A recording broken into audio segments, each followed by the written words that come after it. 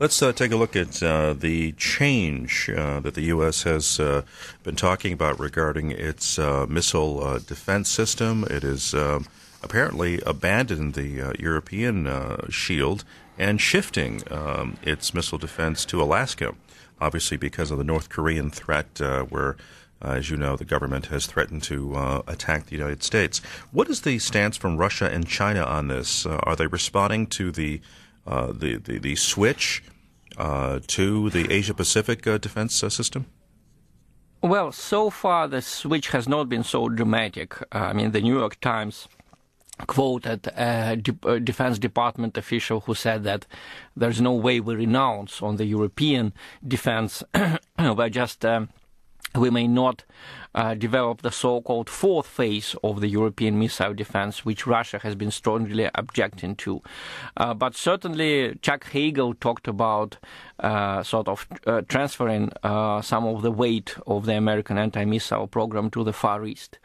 And I think it's kind of expected that China started worrying about it, because it was not very widely reported in international press, but in general China feels very nervous each time the United States gets more active in Asia.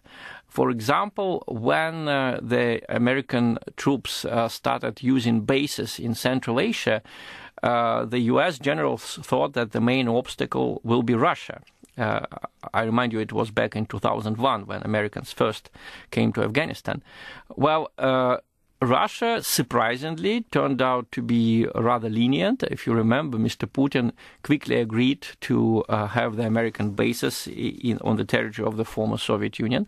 But there were some objections from China, and I remember that China, in fact, sort of expressed its dismay to Russia, saying, why we were not consulted before you allowed Americans into that area, because this area is already close to China's borders.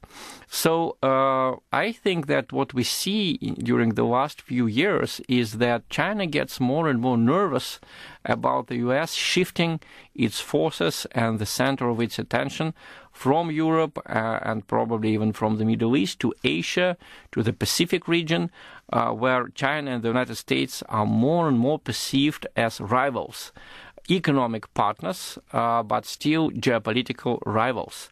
And that's what we heard yesterday from both the Russian and the Chinese diplomats, who actually commented on their plans to deploy more anti-missile systems in Alaska.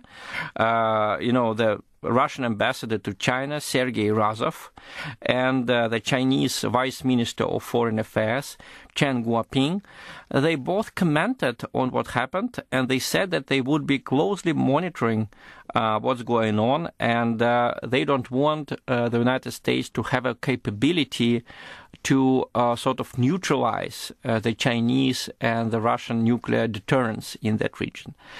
Well, I think that it's a legitimate concern, because North Korean threat is one thing, and the nuclear potentials of more stable and responsible countries like Russia or China is a different matter.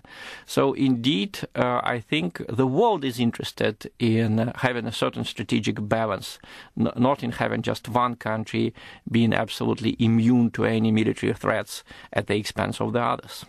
Okay, we've been talking with Voice of Russia correspondent, commentator Dmitry Babich in Moscow. Dmitry, it was a pleasure. We'll, of course, chat with you tomorrow. Thank you. Bye-bye. Have a good day.